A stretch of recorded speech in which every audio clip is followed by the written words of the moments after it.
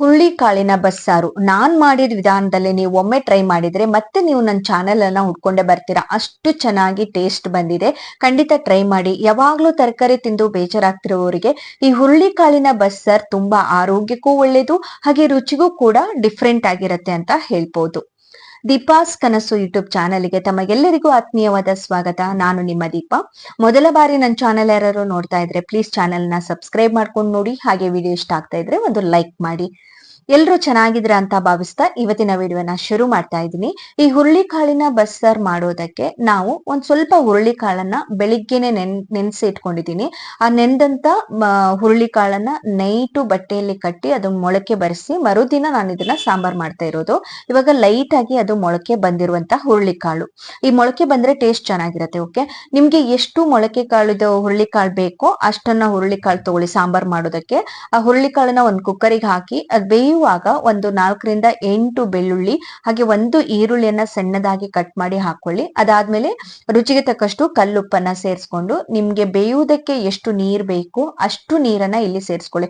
ನೀವು ಸಾಂಬಾರ್ ಮಾಡೋದಕ್ಕೆ ಎಷ್ಟು ನೀರ್ ಬೇಕಾಗುತ್ತೆ ಅಷ್ಟು ನೀರಿನ ಕ್ವಾಂಟಿಟಿಯನ್ನ ನೀವು ಈ ಬೇಯುವಾಗ್ಲೇ ಹಾಕೊಳ್ಳಿ, ಅವಾಗ ಚೆನ್ನಾಗ್ ಬರುತ್ತೆ. ಇದನ್ನ ಕುಕ್ಕರ್ ಅಲ್ಲಿ ಮುಚ್ಚಿ ಒಂದ್ 4 ವಿಸಿಲ್ ಬೇಯಿಸ್ಕೊಂಡು ರೆಡಿ ಮಾಡಿ ಇಟ್ಕೊಳ್ಳಿ.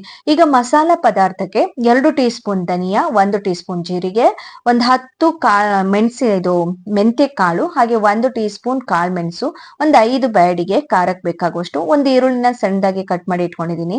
ಏಲಕ್ಕಿಯಲ್ಲಿ ಒಳಗಡೆ ಇರುವ ಕಾಳು ಒಂದ್ 2 ಕಾಳಷ್ಟೇ ತಗೊಂಡಿದ್ದೀನಿ. ಅದಾದ್ಮೇಲೆ ಒಂದ್ ಚಿಕ್ಕ ಚಕ್ಕೆ, ಶುಂಠಿ, ಬೆಳ್ಳುಳ್ಳಿ. ನೀವು ಏಲಕ್ಕಿನ ಅಷ್ಟೇ ಯಾಕೆ ತಗೊಂಡಿದೆ ಅಂದ್ರೆ ಅದು ಕೈ ಆಗ್ಬಾರ್ದು, ಅದಕ್ಕೆ 2 ಕಾಳು ಒಳಗಡೆ ಇರುವ 2 ಕಾಳು ತಗೊಂಡ್ರೆ ಸಾಕು. ಅದಾದ್ಮೇಲೆ ಒಂದು ಅರ್ಧ ಕಪ್ಪಿನಷ್ಟು ಕಾಯಿ, ಆಮೇಲೆ ಹುಣಸೆ ಹಣ್ಣು ಸ್ವಲ್ಪ ನೀರಲ್ಲಿ ನೆನೆಸಿ ರೆಡಿ ಮಾಡಿ ಇಟ್ಕೊಂಡಿದ್ದೀನಿ. ಇಷ್ಟು ಮಸಾಲೆ ಬೇಕಾಗುತ್ತೆ ಇದಕ್ಕೆ. ಇವಾಗ ನೀವು ಒಂದು ಬಾಣ್ಲೆ ತಗೊಳ್ಳಿ. ಬಾಣ್ಲೆಯಲ್ಲಿ ತೆಂಗಿನ ಎಣ್ಣೆಯನ್ನ ಹಾಕಿ, ತೆಂಗಿನ ಎಣ್ಣೆಯಿಂದನೇ ಮಾಡ್ಕೊಂಡ್ರೆ ಟೇಸ್ಟ್ ಚೆನ್ನಾಗಿರುತ್ತೆ.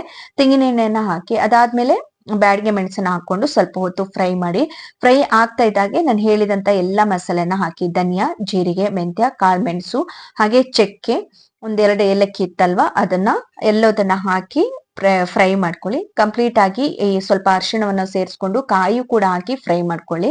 ಅದಾದ್ಮೇಲೆ ಅದನ್ನು ತಣಿಯೋದಕ್ಕೆ ಬಿಟ್ಬಿಡಿ.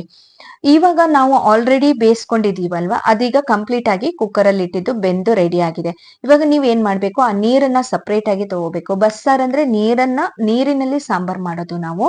ಹುರುಳಿಕಾಳು ಬೆಂದ ನೀರಿನಿಂದ ಸಾಂಬಾರ್ ಮಾಡೋದು. ಹಾಗಾಗಿ ಆ ನೀರನ್ನ ಸಪರೇಟ್ ಆಗಿ ತಗೊಳ್ಳಿ, ಕಾಳನ್ನ ಸಪರೇಟ್ ಆಗಿ ಇಟ್ಕೊಳ್ಳಿ. ಈ ರೀತಿಯಾಗಿ ನೀರನ್ನ ಸಪರೇಟ್ ಆಗಿ ಮಾಡ್ಕೊಂಡೆ, ಕಾಳು ಸಪರೇಟ್ ಆಗಿ ಇಟ್ಕೊಂಡು ರೆಡಿ ಮಾಡಿ ಇಟ್ಕೊಂಡೆ. ಇವಾಗ ಹುರಿದಂತ ಮಸಾಲೆ ಕಂಪ್ಲೀಟ್ ಆಗಿ ತಣ್ದಿದೆ.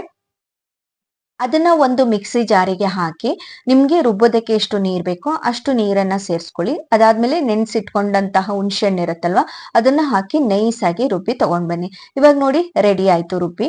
ಇದು ರುಬ್ಬಿ ಆದ್ಮೇಲೆ ಮಸಾಲೆ ಎಲ್ಲ ಆದ್ಮೇಲೆ ನೀವು ಬೇಯಿಸ್ಕೊಂಡಿರುವಂತಹ ಹುರುಳಿಕಾಳು ಇರುತ್ತಲ್ವಾ ಅದನ್ನು ಕೂಡ 1-2 ಟೀ ಸ್ಪೂನ್ ಆಗುವಷ್ಟು ಹುರುಳಿಕಾಳನ್ನ ಹಾಕೊಂಡು ಮತ್ತೆ ಒಂದ್ ಸ್ವಲ್ಪ ರುಬ್ಕೊಳ್ಳಿ ತರಿಯಾಗಿ. ಅವಾಗ ನಮ್ಗೆ ಸಾಂಬಾರ್ ಟೇಸ್ಟ್ ಚೆನ್ನಾಗಿ ಬರುತ್ತೆ. ಈ ಹುರುಳಿ ಚೆನ್ನಾಗಿ ನೈಸ್ ಆಗಿ ಅದ್ರ ಜೊತೆಗೆ ಹೋಗಿ ಅದ್ರ ಟೇಸ್ಟ್ ಮಾತ್ರ ಸಾಂಬಾರ್ ನೆಕ್ಸ್ಟ್ ಲೆವೆಲ್ ಅಂತ ಹೇಳ್ಬೋದು. ಈ ಟಿಪ್ಸ್ ನ ನೀವು ಸ್ಕಿಪ್ ಮಾಡ್ಬೇಡಿ, ತುಂಬಾ ಟೇಸ್ಟಿ ಬರುತ್ತೆ ಇದು ಅಂತೂ ಈ ರೀತಿ ಮಾಡೋದ್ರಿಂದ ಸಾಂಬಾರು. ಓಕೆ, ಇವಾಗ ಕಂಪ್ಲೀಟ್ ಆಗಿ ರುಬ್ಬಿ ಆಯ್ತು. ನಾವ್ ಇವಾಗ ಆ ನೀರನ್ನ ಸಪರೇಟ್ ಆಗಿ ತಗೊಂಡಿದ್ದೀವಲ್ವಾ ಹುರುಳಿಕಾಳು ಬೆಂದಂತ ನೀರನ್ನ, ಅದಕ್ಕೆ ಈ ಮಸಾಲೆಯನ್ನ ಹಾಕೊಂಡು ಕುದಿಸ್ಕೊಳ್ಳಿ. ಒಂದ್ ವೇಳೆ ನಿಮ್ಗೆ ಇಲ್ಲಿ ನೀರಿನ ಕ್ವಾಂಟಿಟಿ ಸಾಂಬಾರ್ ಜಾಸ್ತಿ ಆಗಿಲ್ಲ ಅಂದ್ರೆ ಎಕ್ಸ್ಟ್ರಾ ನೀರ್ ಹಾಕೋಬಹುದು, ಬಟ್ ನೀರ್ ಹಾಕಿದ್ರೆ ಚೆನ್ನಾಗ್ ಬರಲ್ಲ. ನೀವು ಅದಕ್ಕೇನೆ ಹೇಳಿದ್ದು ನಾನು ಹುರುಳಿಕಾಳು ಬೇಯಿಸ್ಕೊಳ್ಳುವಾಗ ನಿಮ್ಗೆ ಎಷ್ಟು ಸಾಂಬಾರಿಗೆ ನೀರ್ ಬೇಕೋ ಅಷ್ಟು ನೀರನ್ನ ಹಾಕೊಳ್ಳಿ ಅಂತ ಹೇಳಿ. ಅದಾದ್ಮೇಲೆ ರುಚಿಗೆ ತಕ್ಕಷ್ಟು ಸ್ವಲ್ಪ ಉಪ್ಪನ್ನ ಹಾಕಿ ಕುದಿಸ್ಕೊಳ್ಳಿ. ಇವಾಗ ಕುದಿತಿರುವುದಕ್ಕೆ ನೀವು ಬೇಯಿಸ್ಕೊಂಡಿರುವಂತಹ ಒಂದು ಹುರುಳಿಕಾಳನ್ನ 1-2 ಸೌಟ್ ಆಗುವಷ್ಟು ಅದಕ್ಕೇನೆ ಮಿಕ್ಸ್ ಮಾಡ್ಕೊಳ್ಳಿ ಸಾಂಬಾರ್ ಜೊತೆ. ಟೇಸ್ಟ್ ಚೆನ್ನಾಗಿರುತ್ತೆ ಅದು ಇದ್ರದ ಅಂಶ ಎಲ್ಲ ಬಿಟ್ಟು. ಇವಾಗ ಕಂಪ್ಲೀಟ್ ಆಗಿ ಕೊದ್ದಿದೆ ನೋಡಿ. ಕುದ್ರೆ ನಮ್ದಿದು ರೆಡಿ ಆಯ್ತು. ಹುರುಳಿಕಾಳು ಬಸ್ಸಾರು ರೆಡಿ ಆಗತ್ತೆ. ಇದಕ್ಕೆ ನೀವು ಬೇಕಾದ್ರೆ ಒಗ್ಗರಣೆ ಹಾಕೋಬಹುದು. ನಾನು ಒಗ್ಗರಣೆ ಏನು ಹಾಕಲ್ಲ, ಬಟ್ ಹಾಗೇನೆ ತುಂಬಾನೇ ಟೇಸ್ಟಿಯಾಗಿರುತ್ತೆ, ಸಾಕಾಗತ್ತೆ. ಮತ್ತೆ ಎಣ್ಣೆ ಒಗ್ಗರಣೆ ಮಾಡ್ಬೇಕಂತ ಏನು ಇಲ್ಲ, ನಿಮ್ಗೆ ಇಷ್ಟ ಇದ್ರೆ ಮಾಡ್ಕೋಬಹುದು. ಇವಾಗ ನೆಕ್ಸ್ಟ್ ಆ ಹುರುಳಿ ಕಾಳು ಉಳ್ದಿತ್ತಲ್ವಾ ಅದನ್ನ ಪಲ್ಯ ಮಾಡ್ಕೊಳ್ಳೋಣ. ಪಲ್ಯ ಮಾಡ್ಕೊಳ್ಳೋದಕ್ಕೆ ಒಂದ್ ಬಾಣ್ಲೆ ತಗೊಂಡು ಎಣ್ಣೆ ಹಾಕೊಳ್ಳಿ, ತೆಂಗಿನ ಎಣ್ಣೆ. ಕಾದ ಮೇಲೆ ಸ್ವಲ್ಪ ಜೀರಿಗೆ ಹಾಗೆ ಒಂದು ಹಸಿಮೆಣಸು ಸ್ವಲ್ಪ ಕರಿಬೇವನ್ನ ಹಾಕಿ ಫ್ರೈ ಮಾಡ್ಕೊಳ್ಳಿ. ಫ್ರೈ ಆಗ್ತಿದ್ದಾಗೆ ಬೆಂದಂತ ಹುರುಳಿ ಕಾಳು ಇರತ್ತಲ್ವಾ ಅದನ್ನ ಹಾಕಿ ಸ್ವಲ್ಪ ಎಣ್ಣೆ ಜೊತೆಗೆ ಫ್ರೈ ಮಾಡ್ಕೊಳ್ಳಿ. ಇವಾಗ ಹುರುಳಿ ಕಾಳು ತುಂಬಾ ಚೆನ್ನಾಗಿರುತ್ತೆ ಈ ರೀತಿ ತಿನ್ನೋದಕ್ಕೆ. ಇವಾಗ ಖಾರ ಹಾಕ್ಬೇಕಲ್ವಾ, ನಿಮ್ಗೆ ಎಷ್ಟು ಖಾರ ಬೇಕೋ ಅಷ್ಟು ಖಾರದ ಪುಡಿಯನ್ನ ಸೇರಿಸ್ಕೊಳ್ಳಿ. ನೀವು ಇಲ್ಲಿ ಖಾರದ ಪುಡಿ ಮನೇಲೆ ಮಾಡೋದಿದ್ರೆ ಧನಿಯಾ ಜೀರಿಗೆ ಎಲ್ಲ ಹಾಕೊಂಡ್ ಮಾಡೋದಿದ್ರೆ ಓಕೆ. ಇಲ್ಲ ನೀವು ಪ್ಲೇನ್ ಖಾರದ ಪುಡಿ ಮಾಡಿದೀರಾ ಅಂತ ಅನ್ಕೊಂಡ್ರೆ ಇದಕ್ಕೆ ಸ್ವಲ್ಪ ಧನಿಯಾ ಪುಡಿ, ಜೀರಿಗೆ ಪುಡಿಯನ್ನ ಸೇರಿಸ್ಕೊಳ್ಳಿ. ನಂದು ಇಲ್ಲಿ ಖಾರದ ಪುಡಿಯಲ್ಲಿ ಎಲ್ಲ ಮಿಕ್ಸ್ ಆಗಿದೆ, ಹಾಗಾಗಿ ಬರೀ ಖಾರದ ಪುಡಿ ಹಾಕೊಳ್ತಾ ಇದ್ದೀನಿ. ರುಚಿಗೆ ತಕ್ಕಷ್ಟು ಉಪ್ಪನ್ನ ಹಾಕೊಳ್ಳಿ. ಅದಾದ್ಮೇಲೆ ಸ್ವಲ್ಪ ಅರಿಶಿನ, ಹಾಗೆ ಸ್ವಲ್ಪ ಕಾಯಿ ತುರಿಯನ್ನ ಹಾಕಿ ಇಲ್ಲಿ ನೀವು ಮಿಕ್ಸ್ ಮಾಡ್ಕೊಳ್ಳಿ. ತುಂಬಾ ಚೆನ್ನಾಗಿರತ್ತೆ, ಎಷ್ಟು ಟೇಸ್ಟಿಯಾಗಿರುತ್ತೆ, ಬರಿದೆ ಹಾಗೇನೆ ತಿನ್ಕೋಬಹುದು, ಅಷ್ಟು ಟೇಸ್ಟಿಯಾಗಿ ಬರುತ್ತೆ. ನಮ್ಮನೇಲಿ ಇದು ಮಾಡಿದ ತಕ್ಷಣ ಎಲ್ಲ ಖಾಲಿ ಆಗ್ಬಿಡುತ್ತೆ, ಬರಿದೆ ಮಕ್ಕಳು ಹಾಗೇನೆ ತಿನ್ಕೊಂಡಿರ್ತಾರೆ. ಸೊ ಅಷ್ಟು ಟೇಸ್ಟಿಯಾಗಿ ಬರುತ್ತೆ. ಖಂಡಿತ ಒಮ್ಮೆ ಟ್ರೈ ಮಾಡೋದನ್ನ ಮಾತ್ರ ಮಿಸ್ ಮಾಡಬೇಡಿ. ಖಂಡಿತ ಟ್ರೈ ಮಾಡಿದವರು ನನಗೆ ಕಮೆಂಟ್ ಅಲ್ಲಿ ನಿಮ್ಗೂ ಹೇಗ್ ಬಂತ ಅಂತ ಹೇಳಿ ನನಗೆ ಕಮೆಂಟ್ ಮಾಡಿ. ನಿಮ್ಗೆ ಇಲ್ಲಿ ಕಾಯಿ ತುರಿ ಎಷ್ಟು ಕ್ವಾಂಟಿಟಿ ಬೇಕೋ ಅಷ್ಟು ಕ್ವಾಂಟಿಟಿಯಲ್ಲಿ ಸೇರಿಸ್ಕೋಬಹುದು. ಸ್ವಲ್ಪ ಕಾಯಿ ಜಾಸ್ತಿ ತಿಂತೀರಾ ಅಂದ್ರೆ ಇಲ್ಲಿ ಸ್ವಲ್ಪ ಜಾಸ್ತಿನೇ ಸೇರಿಸ್ಕೋಬಹುದು. ನಮ್ಮ ಮಕ್ಕಳು ಸ್ವಲ್ಪ ಕಾಯಿ ಸಿಕ್ಕಿದ್ರೆ ಅಲ್ಲಲ್ಲೇ ಎತ್ತಿರ್ತಾರೆ, ಹಾಗಾಗಿ ಸ್ವಲ್ಪ ಕ್ವಾಂಟಿಟಿ ಕಡಿಮೆ ಹಾಕೊಂಡು ಮಿಕ್ಸ್ ಮಾಡಿ ಇಟ್ಕೊಂಡೆ. ಇವಾಗ ನೋಡಿ ಕಂಪ್ಲೀಟ್ ಆಗಿ ಹುರುಳಿ ಕಾಳಿನ ಪಲ್ಯ ಕಂಪ್ಲೀಟ್ ಆಗಿ ರೆಡಿ ಆಯ್ತು. ಇದನ್ನ ಇವಾಗ ನಾವು ಊಟದಕ್ಕೆ ಸರ್ವ್ ಮಾಡ್ಕೊಂಡ್ರೆ ಆಯ್ತು. ಒಂದ್ ಬೌಲಿಗೆ ನೀವು ಇದನ್ನ ತಗೊಂಡ್ರೆ ನಿಮ್ ಹುರುಳಿ ಕಾಳಿನ ಪಲ್ಯ ಕಂಪ್ಲೀಟ್ ಆಗಿ ರೆಡಿ ಆಗಿದೆ ನೋಡಿ. ನೋಡ್ತಾ ಇದ್ದ ಹಾಗೆ ಬಾಯಲ್ಲಿ ನೀರ್ ಬಂದ್ಬಿಡುತ್ತೆ. ಇದನ್ನ ನೀವು ಬಾಯ್ಲ್ಡ್ ರೈಸ್, ವೈಟ್ ರೈಸ್ ಎಲ್ಲೋದ್ರ ಜೊತೆಗೂ ಸವಿಬಹುದು.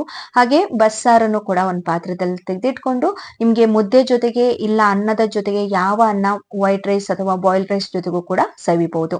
ಇವತ್ತಿನ ವಿಡಿಯೋ ನಿಮ್ಗೆ ಕಂಪ್ಲೀಟ್ ಆಗಿ ಇಷ್ಟ ಆಯ್ತು ಅಂತ ಭಾವಿಸ್ತೀನಿ. ಇಷ್ಟ ಆದ್ರೆ ಖಂಡಿತ ಮರೆಯದೆ ಒಂದು ಲೈಕ್ ಮಾಡಿ, ಹಾಗೆ ಹೈಪ್ ಕೂಡ ಮಾಡಿ ಅಂತ ಹೇಳ್ತೀನಿ.